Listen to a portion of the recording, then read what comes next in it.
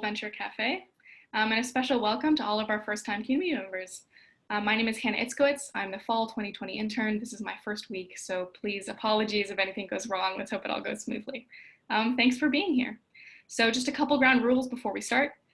Please keep yourselves on mute unless otherwise prompted by the presenter. We don't want any background noise.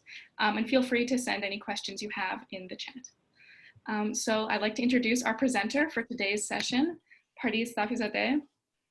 So, Pardis is an experienced digital marketing strategist and the CEO and founder of Albaloo.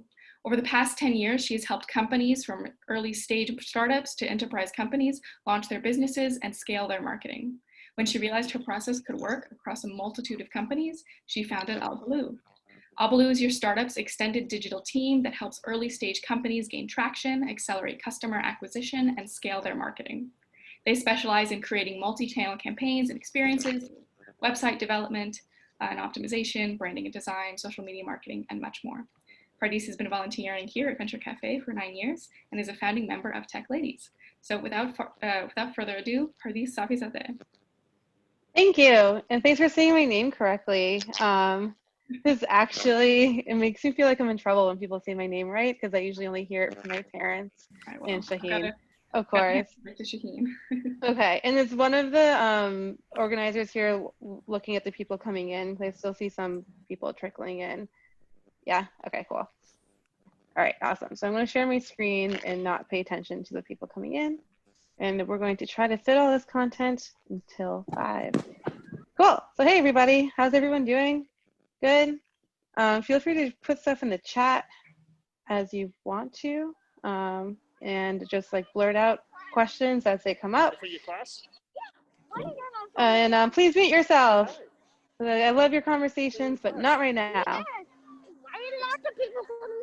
Can someone mute themselves, please? Maybe? Okay, so can someone just mute everyone on this call? Yes. Hannah, I believe you can do that from your end if you, there you go. Nice, thank you. Woo, go team. All right, well, we already know about me, so we can skip that slide. So woohoo, let's get started. Okay, so what's the point of where we here? The main point is that we want to create content that people want to share and engage with.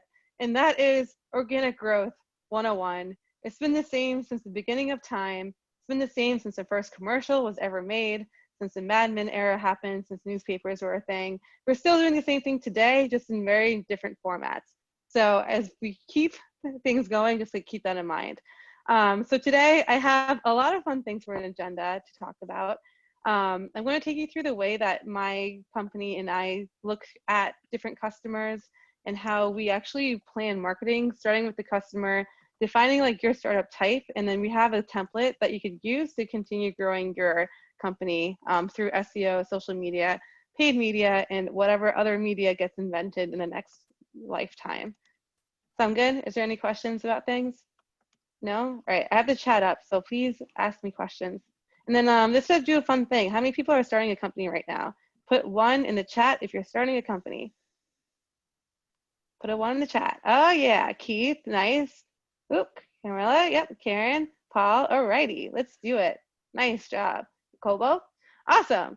So first step, whoa, look at all you guys. All right, so the first thing that you want to think about is your customer. So the main thing that you want to think about, and I call it like a persona. This is an example persona that I made for one of my clients, is you want to know like, who are they? What do they want to do? And like, what are the main pain points that you're solving for them?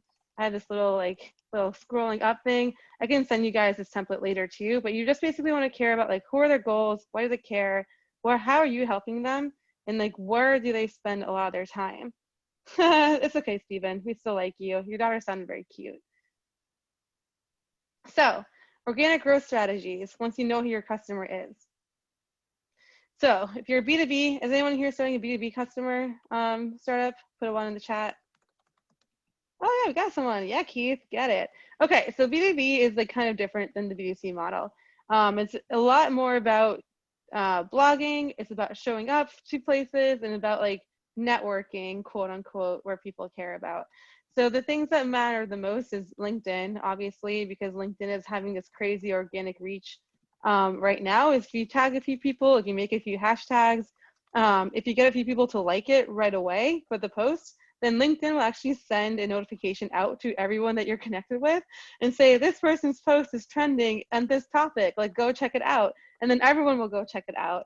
And because like that's become such a big thing, a lot of like those quote unquote growth hackers, and I don't think that's a thing, but apparently people call themselves that now, will like try to like figure out ways of getting people to like their post faster, so it goes out more, and then you get more people on your post.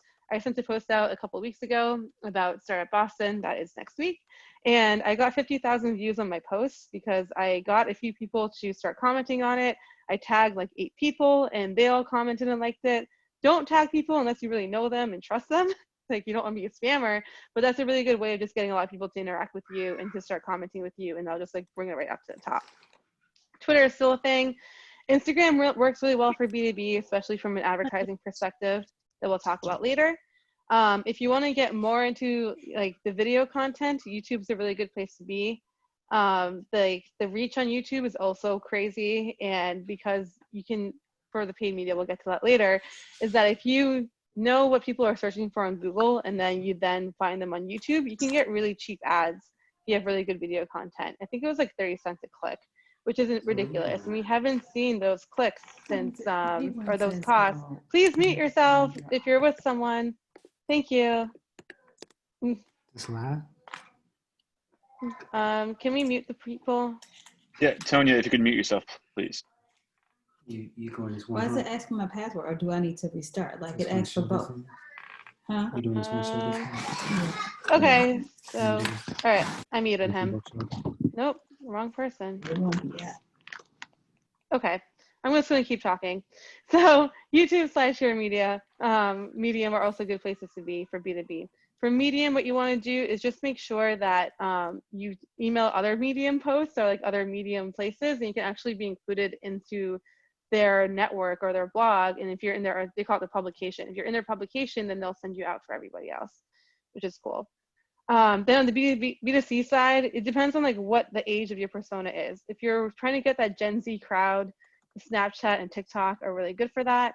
TikTok just rolled out ads and they're giving out free ads, like $300 worth of free ads to everyone who wants to try it.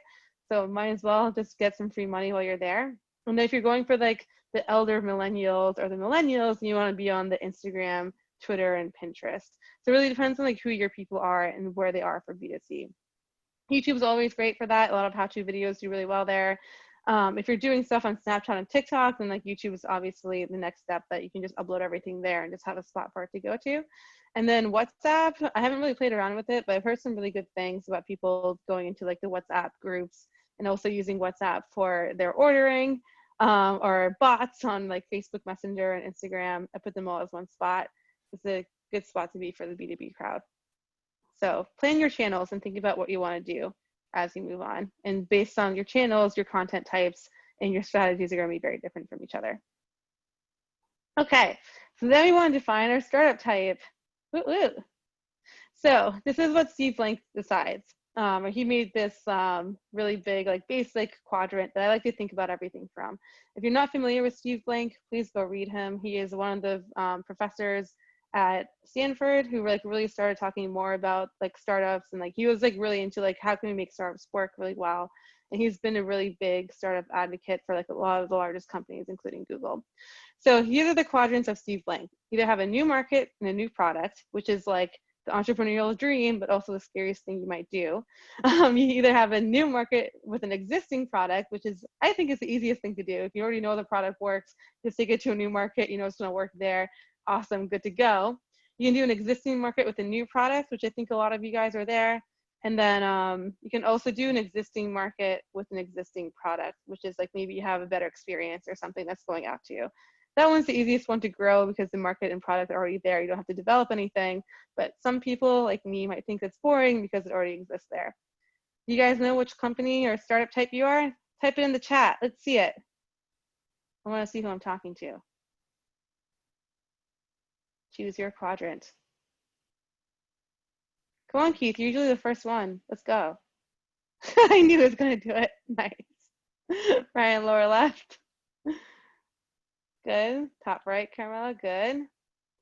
market, existing product. Nice. Ooh, existing market, new product. Yeah, Karen, get it. Oh, I like that. Yeah, existing market, new product. Nice. Yeah, that's what I thought most people would be in. Existing market. Yeah. Oh, okay, Julius, that's cool. Nice. Anyone else? What constitutes as new? New is something that wasn't invented before. New. Q3. Nice. All right, top left, new. Awesome. There we go. Product and market. Nice. Ooh, Steven, that's a scary one. Good luck. That's fun. I'm working with a few companies like that right now. Nice. This is great. You guys are awesome. Cool. So let's set our organic growth strategy based on our quadrants. All right, let's go. So new market, new product. This one's a bit rough because whatever words you use are never going to be searched and no one really understands what you're saying. Yes, even clean tech. Nice. Ooh, that's a fun one. I like that emoji. That's great. So basically, like what you have to do here is like call it like multiple Venn diagrams, is you want to find all the different tangential points that you have between what exists today. Because basically what you want to say is like, here's the room that we exist in, here's the universe that everyone knows about, and then here's how we are different in this specific way for what you know exists today. So if people are Googling or searching for or seeing on social media something that they understand, they're more likely to want to follow you and like follow the innovation all the way through. If you just talk gibberish, you may not get very far unless you're super famous. In that case, you can do whatever you want. Or if you have like millions of dollars in ad budgeting, then you can just like shove it down people's throats and just make it work. Most of us don't have that luxury, unfortunately. So the main thing you want to think about is like write down like all the tangential markets and products that exist for like what your users know in their world, and then figure out ways of like bringing your product into them. Like one of my clients, they're a database for data scientists, and they're calling themselves a universal data engine. And no one knows what a universal data engine means. They know data management, they know cloud management, they know like certain words. So what we're doing is like saying, okay, like here's the market, like, you know, let's do like weather data or some data type. And then here is how you can do cloud management with that data type. And here's how we make your world easier today. So you see the problem, you see the challenge, and then you present the solution of who you are. It's a bit tough, but you can do it. Just have to think about it a bit more. All right, new market, existing product. Oh yeah, Karen, what's up? Your product market exists and the product exists. What's different than the existing product? Do you want to tell me a little bit more? You can unmute yourself. Okay, so so my product, it's a consumer product that there's an existing market and everyone has one, but it's different. So I'm actually hands designing. So I went back to school for digital textile design. Ugh. So at first I thought I wanted to manufacture medical scrubs because there hasn't been any innovation in medical scrubs industry for a long time. Like healthcare professionals were wearing like Care Bears and rainbows on their tops, you know, nothing fun or, you know, so you like screen printing? Yeah, so I decided maybe that might be a little too much for me. So I'm going into the pajama, like sleepwear, line, but it's sustainable. It's going to be sustainable, meaning it's a little bit more on the high end, even though I want to keep it at a certain price point. But the designs are designs that come from me. As you can see, I come from an artistic family, and the art behind me was, my father was an artist. And so I have like a little creative flair. So I'm bringing more creativity to a sleepwear line versus, you know, just basic solid or just, you know, stuff that TJ Maxx kind of thing. It's a little bit more elegant. So is it innovation in the design or is it in the product itself? It's in the design, yeah. Yeah, so it's an existing market, existing product, and that's actually like most of the new stuff that's coming out today in that realm is like a better design. And so, yeah, so I'll put you in the bottom right. Is that bad? Which is good. No, it's fine. It's perfectly fine. It's actually the easiest way to do your organic strategy, as I'll show you, because you can just like piggyback off of what everyone else is doing and just exploit their weaknesses. And then you have a little bit more of a flair. So we'll talk about that later on. Okay, all right. That's good. Thanks. Yeah, good work. Yeah. Okay, so new market, existing product. This is if you're bringing a market to a geographic product or an innovation that you discovered in medtech is now being applied to clean tech somehow. I'm just making up words, so that may not have made sense, but hopefully you understand what I mean. So basically for that one, you want to explore the competitive keywords and social media accounts from the old market's product and like find a low-hanging fruit of like where they did well and where they didn't do well, and then apply it to your new thing. So you're like, instead of saying like product A helps me with this, you can say product A helps me with B for these types of people. And then those types of people are more likely to want to look at your content and search for you, and you're just like, you're doing it more based on the persona or the audience that you're making. Then for existing market, new product, you want to find the tangential topics again from the existing markets to bring it into your new product. So, you know, if the market already exists, you can already talk about, you know, this is like where the thought leadership pieces kind of go, and you build that audience from the thought leadership, and then you give that product to them. Someone who's doing well in these types of product markets are like people who have years of experience in some industry, and now they have an innovation based on their experiences, and then they're going to use their own credibility to sell it. Is like a pretty good way of doing that. And I see a lot of those people doing well in those places. And then existing market, existing product, as Karen is. Yeah, everyone, feel free to send questions in the chat, just like Karen. And that one is pretty good because you can just look and see what are the current competitors doing, where are they not ranking well, where are they not talking about on social media, and then you can just exploit their differences from what's there today. So that's actually like one of the easier ones to do marketing and growth for, because the audience is already there. You can just follow everyone who follows your competitors and then talk to them and steal them one by one. And same thing from a blogging perspective. Questions here? No, but I like the way you think, Pardis. Oh yeah, I'm like, I get like really into marketing, guys. Okay, so here we go. All right, so here's the organic growth process for what we want. First, we do research and strategy based on the personas and the market types and the what type of company you are. You want to find your best keywords, accounts, hashtags to focus on for organic and social. Then we want to write some content, because content's always king, and content's the skeleton of what you want. So I've seen some companies do well and they're like, all right, I just want to like sell on Instagram, and I'm just going to pick Instagram as my channel, and I don't need a blog. Like, okay, that's fine. You can do that and just become like an Instagram seller. But if Instagram goes down one day, then you no longer have a business and you have to like start from scratch from everywhere. So I always try to tell people to like future-proof yourself, especially in today's world. Where a new like TikTok might come up in 2 years, and everyone might just move there and be like, see you later. And then your entire audience that you grew in one channel may not follow you all the way there. So just kind of like hedge your bets of what's happening. Obviously, Google search will always be there. We might switch between like written content to voice. So you might want to make sure that you start putting like voice stuff on your blog so people can also access and get your blog read to you. You can get plugins like that from like WordPress and a lot of the other platforms out there. So like you always just want to look at the trends for like what you're doing, and you want to like figure out where your content should live, and hopefully you own it yourself and you don't put it on an actual platform, just in case. Then we do the sharing. Yay. So you want to share content through social channels and email to build your audience. If you're using the proper hashtags and the right keywords that people are searching for the most, then you're more likely to get people to want to share for you. And remember, if you rank the best engagement for people to like, then they're going to want to share it with their friends and family, and hopefully use your own friends and family to kind of like carry you through. And if you keep going, and the biggest thing in SaaS is like just survive. And if you keep surviving and people keep seeing you, then eventually you'll win. Just keep that in mind. And then once we see what works well for sharing, like you might see like, oh, this one post got 100 likes, all my other posts got 10. Like, let's boost that and let's get it going more. So you can like pay like $5 to $10 on Instagram to boost it to another couple thousand people if that's doing well. And because all these algorithms want to show the best content, even on the advertising platforms, and they'll like bump you up all the way to the top. So that's another really good way of just doing like really quick and down dirty, cheap ways of just getting in front of a ton of people is my favorite thing to do. Questions here? No? Alrighty. Okay, so now we're gonna get into the tactics. Woo woo. Let's talk about search engine optimization. So how many of you guys are thinking about SEO right now? Put a one in your chat if you're SEO peeps. Yeah, Carmela, get it. That's it. No one else? Nope. Kyle never stops. Okay. Yes. All right. This is awesome. I love it. Yay. Oh, Robin's here. What's up, Robin? I love it. Oh, Karen, it's okay. You're just starting out. You're fine. Hey. Mike says so. Awesome. I love seeing everyone's responses. Feel free to make me laugh. I love it. Okay. So how does Google view content?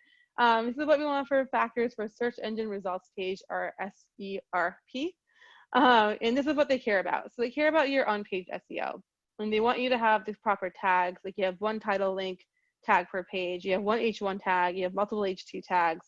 Your content length is becoming bigger and bigger in Google because a lot of people were just like cheating and doing a paragraph and getting linked out there. So now you want to use like at least like a page on a Google Doc, or like 500 to 800 words. I'll show you later in a minute how to actually measure how long your content should be. And then you want your pages to interlink together. So if someone's reading something on topic A, you want to also be able to link to topic B. And you want them to, this is what like a lot of my clients on my last job were saying, you want to like Netflix size your site. So they want to binge your content more and more. So people just want to keep looking at your products, or keep looking at your blogs, or keep reading your ebooks and just like binge you forever. Then we want to talk about off-page SEO. So once you have good content out there, you want to be able to put your links on different websites and have them point back to your site. The way that Google was founded was from a university. It was from Stanford. And so they made backlinks the biggest thing because in academia, citations are the biggest thing. The more citations you have of an academic paper, the more prestigious you are. And that's basically what they used, and they applied it to Google search. So the number one thing is like number of backlinks of different places. The websites that are the biggest, if you get the hugest, biggest websites linking to you, then they'll pass what they call link juice to your site, and then you'll also grow in your authority with them. And then you also want to look at the number of linking domains, because if you have like 1,000 links from one website and then only 2 from 2 other websites, then Google is going to be like, oh, you're just like friends with this one company and no one else cares about you. So you want to keep like a ratio of like 2 to 1 for like linking domains and number of links coming in, where you have more, you have a bigger plethora of domains that are like diversified versus just like 1 or 2 domains with thousands of links. People used to cheat a lot, and so Google started like keeping track of all that. And then the anchor text is important too. So you want to have like a diversity in anchor text, and the anchor text is basically the words that are linked. So sometimes you want to say click here, sometimes you want it to be your company name, sometimes you want to talk about the topic that you're important or you're just spreading the word about.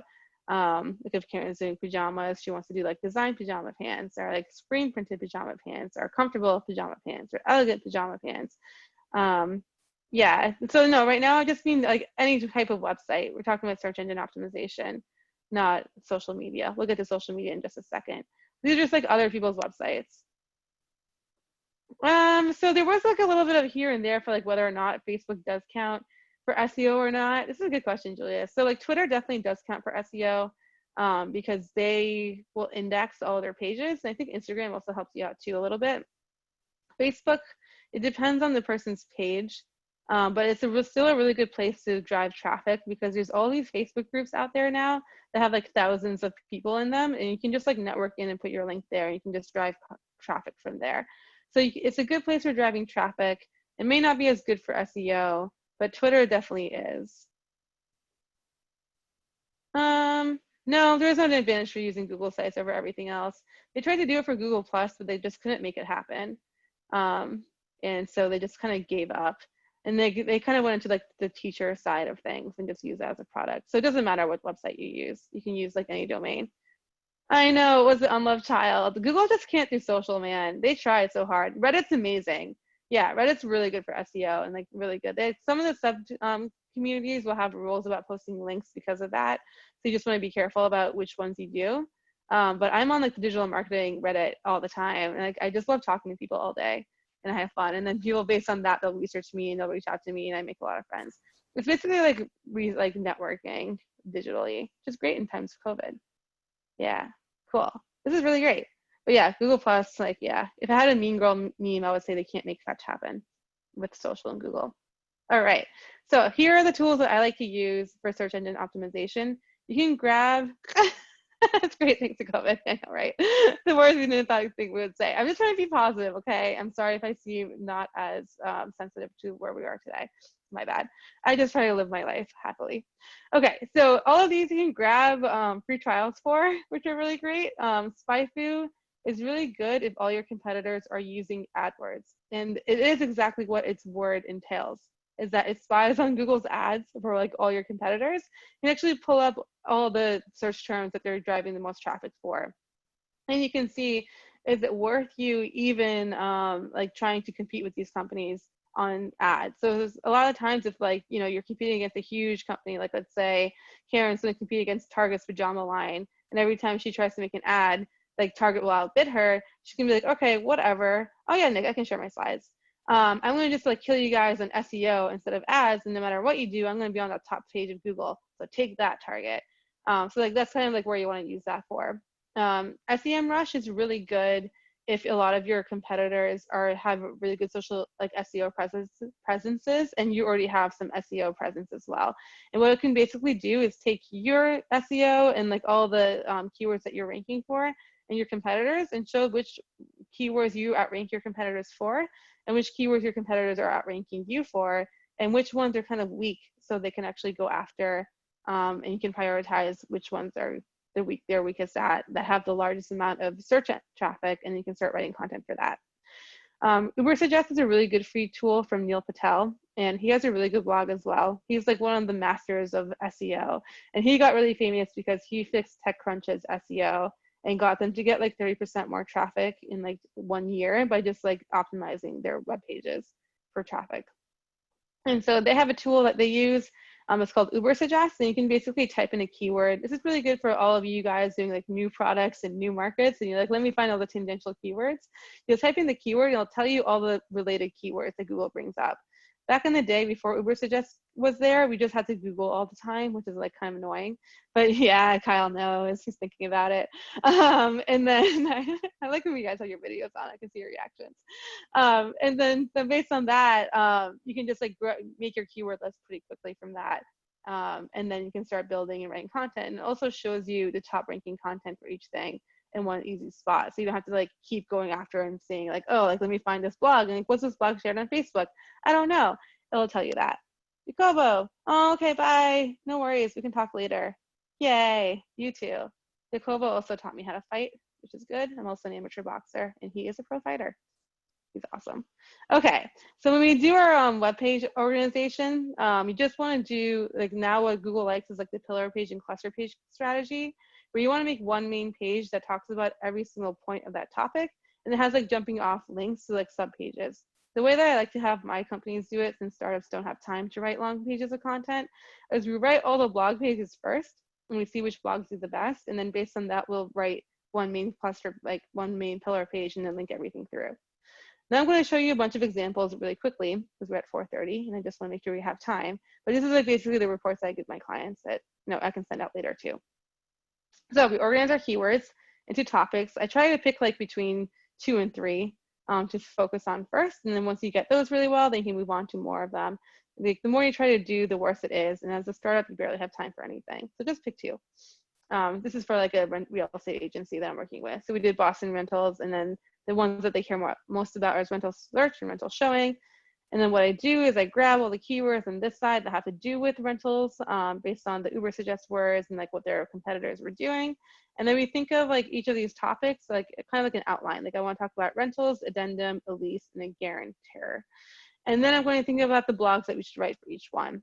And so based on that, we get the okay, we start writing the blogs. Once all the blogs are written, or you do like one blog of each, then you can make the pillar page after that, and then you're good to go. Okay, so Kyle says, so it would be fair to say you would recommend a web design based around SEO versus a traditional aesthetic or informational approach. Oh yeah, your websites are no longer brochures. Like anyone that uses a website as a brochure is like so 2010 is what I would say. Like now your websites would better be working on getting you to convert, and they better be your best salesperson, and finding the information is like of utmost importance more than design. You can still have nice design, but you just want to make sure the information is easily findable, searchable. Yeah, so 2010. Let's move on. It's 2020. Woo. Okay, so now we're going to move on to social media.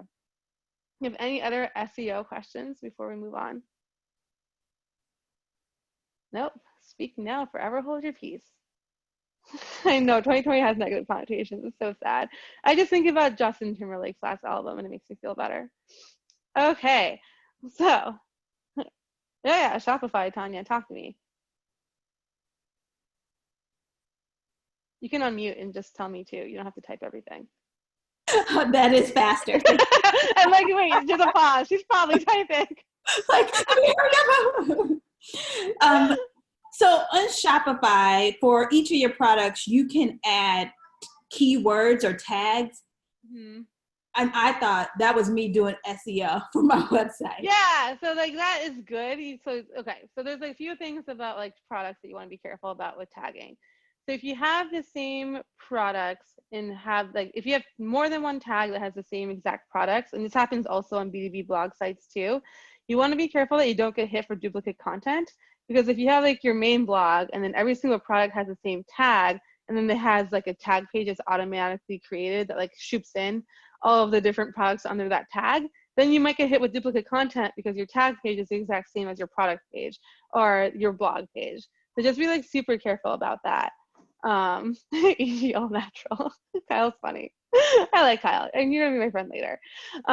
It's fun. And so like just be careful about that. So like the main things about your products that you want to make sure from an SEO perspective is like is the category pages like different. Like they all have different products, and then you can like SEO optimize those category pages for the products and those tags. So I would just go through every tag and just make sure they all have different products so you don't get hit there. And that's like a good start for SEO. The good thing about B2C is that it forces you to put a lot of SEO keywords and stuff in there. Yes, Kyle, yes. Yeah, so Kyle was saying if you tag every single product all natural, it'll dilute your impact rather than tag the flagship product. Yes. That is good to know, because if I sell a lot of things that have camo or ruffle, Yes. I put them all tags ruffle and camo, so I should take that off. Okay. Yeah, so you want to like look at all your products and just make sure that every category page is different. So you know, as long as all your ruffle page like products are all different than all of your camo products, like that's cool. But if everything is a camo and a ruffle, and then you have your product page, then you'll have like triple the duplicate content of like 3 different pages, the same thing. Okay. Thank you. Yeah, no problem. Yeah, as Kyle says, it is counterintuitive sometimes. Then I just have Kyle like unmute himself. He can just like give color commentary. Feel I haven't free. quite earned that privilege yet. I'm gonna keep just rolling through with text. Oh, but you're British. That makes it so much better. I'm not British. I'm South African. But Oh my God, I'm so I'll take sorry. it. You're South African. You have a Hey, sweet. you're closer than calling me Australian. Anyway, I don't want to derail too much. You've got a lot of content to go through. Oh, I'll tell you to shut up too. Don't worry. Okay, so let's talk about social media. My favorite tools for social media is Hashtagify. Oh yeah, Tanya, you can feel free to mute yourself again. That's fine too, as much as I love your laughter. Hashtagify is great because you can type in all of your SEO keywords that you want to focus on. It'll tell you whether or not that hashtag is important or not on Twitter or Instagram. And then you automatically know, like, all right, like here's my top hashtags, here's my top SEO. So when I write my blog post, I'm gonna like use these hashtags and get in front of everybody and be happy. My other favorite thing to use is Brand24. It's a bit more pricier than what you might want to do, but it really gives me really cool context of like what all my like top hashtags are, what's the related hashtags, who are the top followers tweeting everything. Again, they do have a free trial, so if you want to be like a super bootstrap start person and just grab the free trial, grab all the information, PDF it and get out, like I totally think you should do that. Once you have all the hashtags and followers you want to use, I like using Twitonomy. It's like the weirdest product in the entire world. It's like really janky. It's only $20 a month. Or you can just use $20 once, and then you can basically just type in the hashtag and it'll give you everyone who's ever tweeted on that hashtag before. You can download that information into your own Twitter list. Or if you want to look at people who are following a certain person, you can type in that Twitter follow user and it'll give you all their followers. And then you automatically know everyone, and then you can find the same people on Instagram or on Pinterest or wherever you are, because most people just use the same username across all these different sites or on TikTok.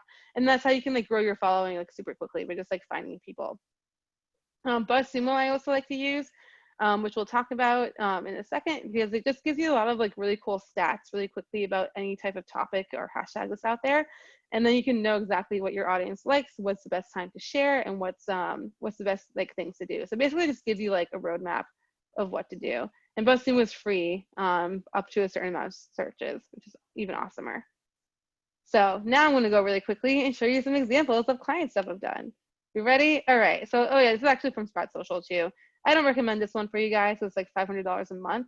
But again, if you want to be super crazy and go in and see what's going on and then like get out, you can also do that. But what I do like about them is that they have a really cool like keyword volume by day. So you can kind of like look at it by month or by quarter and see exactly like which hashtags or keywords are being shared the most across the internet. And then it also will give you their like total like breakdown based on their voice of share. So you can say like, okay, like apartments in Southie, everyone loves apartments in Southie. That's like the biggest thing. Or you can be like, oh, like if I'm a data scientist, oh, this is on Sprout Social, Mike. We're gonna type it. I'm really bad at typing. There we go, I did it. It's really good for that, but it's kind of pricey, so I wouldn't say use it forever. You're welcome. Cool. And then this is from Brand24 that I was telling you about. You can just type in a hashtag or like a group of hashtags and be like, here's all the people that are tweeting the most about it. And you can also find them on Instagram. And then you can also see the top tweets and be like, all right, this is what I'm up against. This is really great for my client. He's like, these are so ugly. I'm like, yes, we can make prettier images and win on Twitter. Yay. Super fun. And then this is from BuzzSumo. So you can actually look and say like, what's my average content engagement type? It actually gives you like the type of articles that people like the most out of the keywords that you're looking for. So for this one, for like apartments, like lists work the best. So basically we just make them a separate BuzzFeed, which is like top places to live in South End, 5 things you never knew about A, B, and C. Like that's gonna work really well. Other people like how-tos.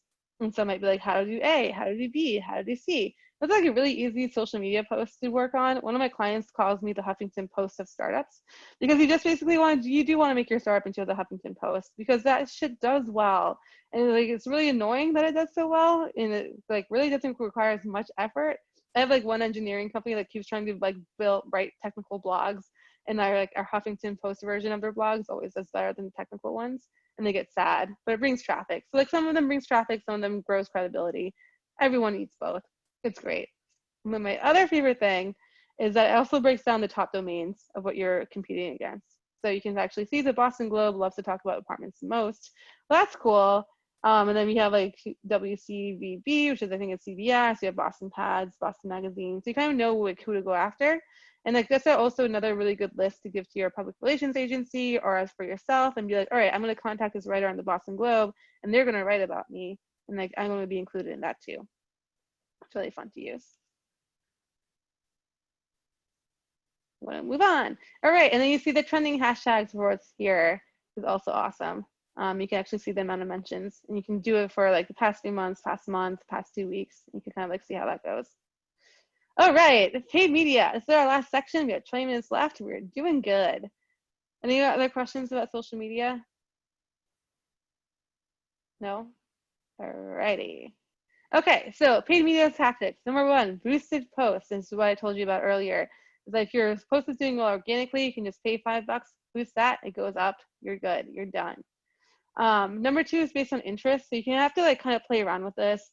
I don't really like say that you should do interests until you have enough money to like burn at least like $3,000 for 1 month, because you want to like test the interests against each other and just see like which is the best group of interests for you to work. And I always will say, I'm going to always quote the Heisenberg's principle and like Schrodinger's cat, because you don't know if your advertising works until you try it. Like you don't know if the cat's in the box until you check if the cat's in the box. So you just have to, I know Kyle like that one, I knew he would. But you basically just want to keep testing things. So you want to like have a pretty good like media budget to play with, and then you'll see your answer at the end of it based on your conversions. Make sure that you track your conversions all the way through before you launch your advertising, so you actually know what works better and what doesn't work well.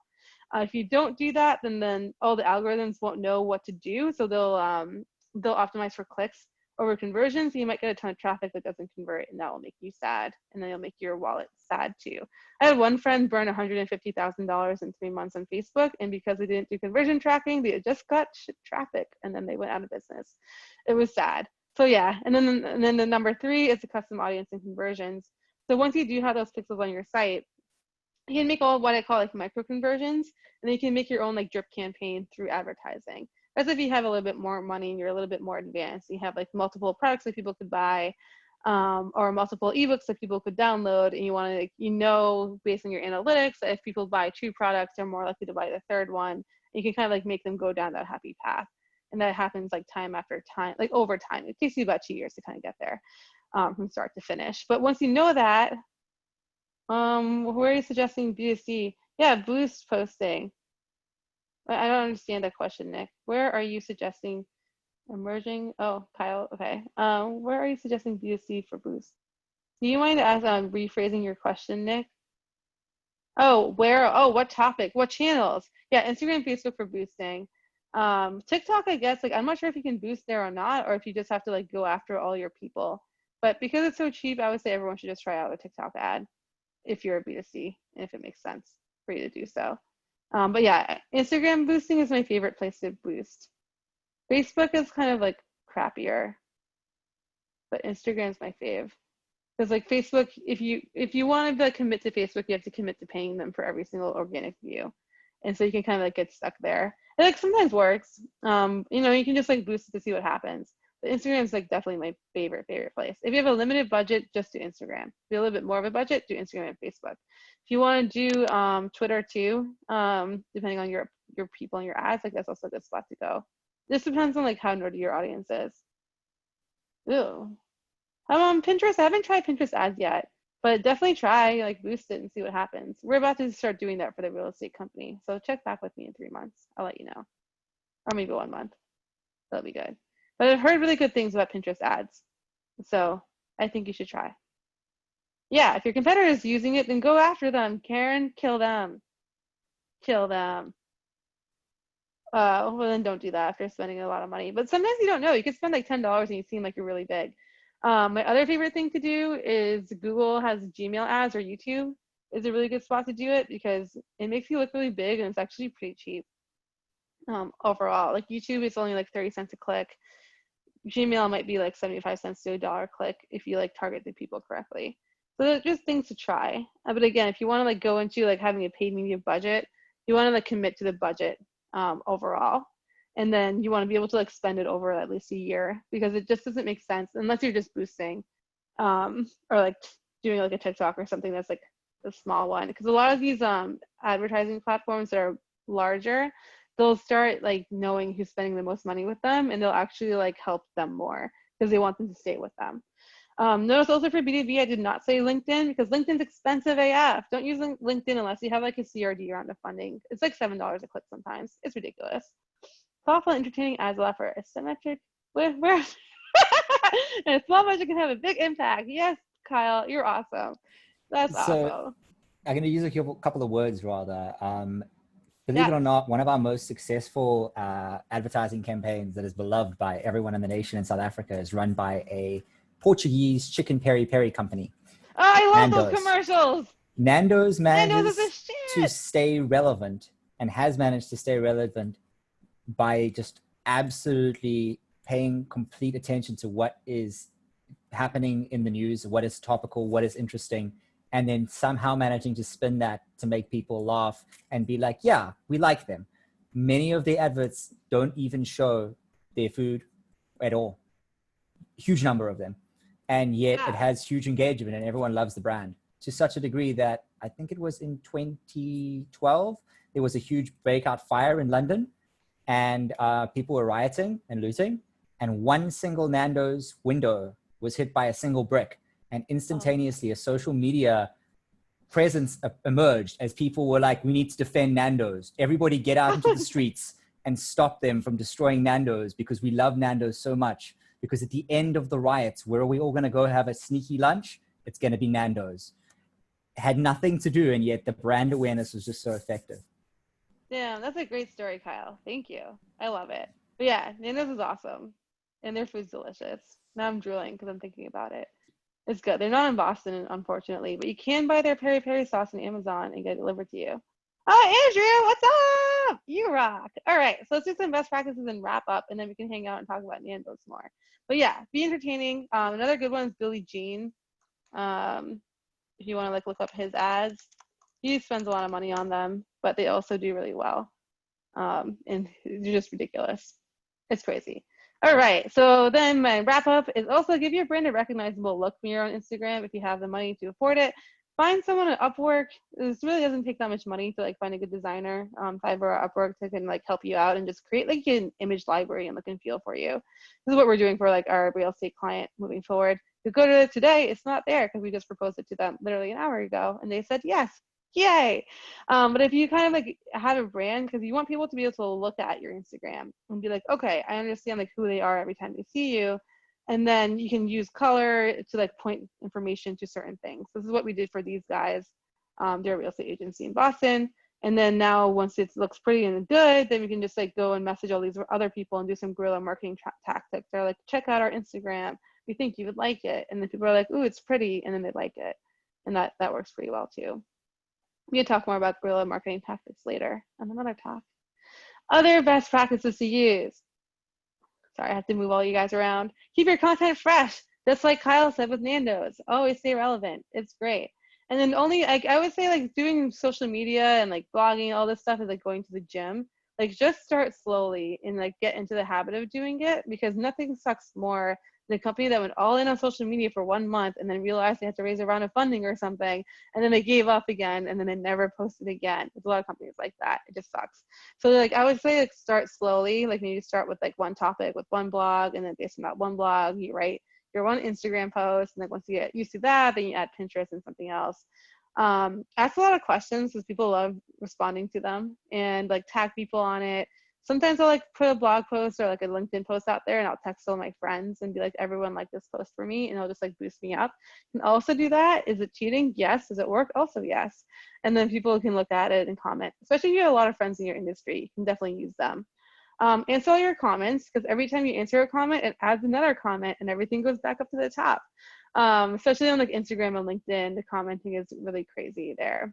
And same with Twitter too, because then it just starts like going out there and it says like, this person commented on this thing, or this person responded to their tweet. And then their whole audience will see it too. And then measure everything.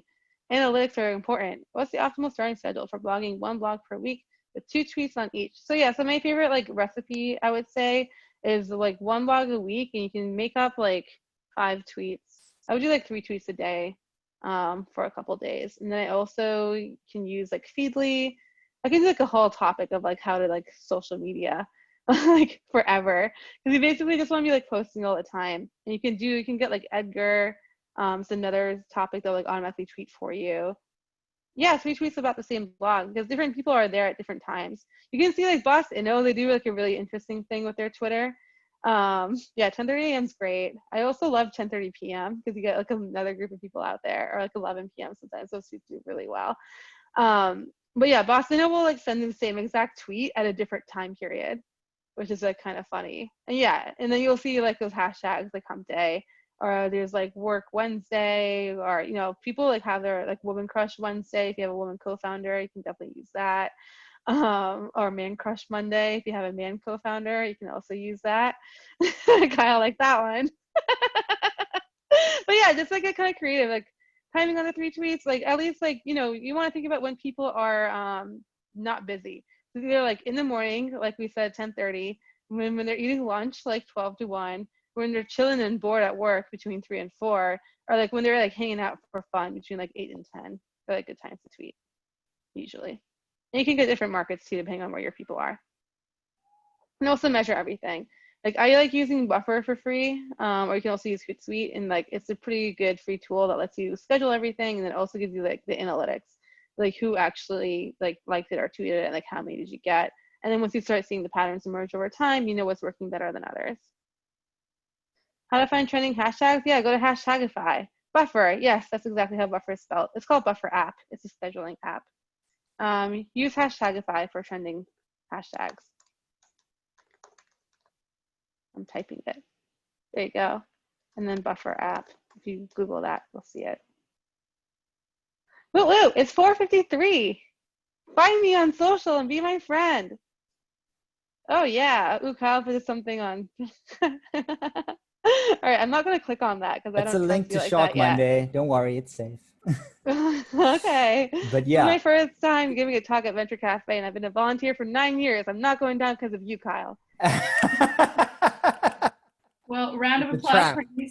This was a wonderful presentation. Thank you so much for coming. Yeah, thanks so much for that. That was Well great. done. Thanks for having me. Um, All of you find me on LinkedIn if you didn't already, or on Instagram or something, because I want to be all of your friends. I'm You're all gonna great. find you, Pardees. Yes. Track you down. You Thank you mentioned so something much. about putting some of your slides up. Where would you put them up? Yes. I'll put them up on SlideShare and then share them on LinkedIn. Another reason why you should add me on LinkedIn and be my friend. Are they Someone knows how to recorded push. too? Like, is this recorded or no? Yes, this is being recorded at the moment, so it'll be available soon. Okay, thank you. All right, I'm just going to do a quick sign up. Pardees, thank you so much. Special thanks to her for sharing her knowledge and volunteering her time with us today. I'm sure this was a very engaging presentation. I hope you guys all learned a lot. If you're interested in maybe continuing the conversation, please visit our homepage to join the networking room and to take a look at our final session for the day in partnership with Arizona Bioscience Week. I'm sending the chat now. I can't promise everyone will be going into this networking thing, but it's a very good thing to check out. Yeah, I'll go hop in there too. And I hope you guys learned something today.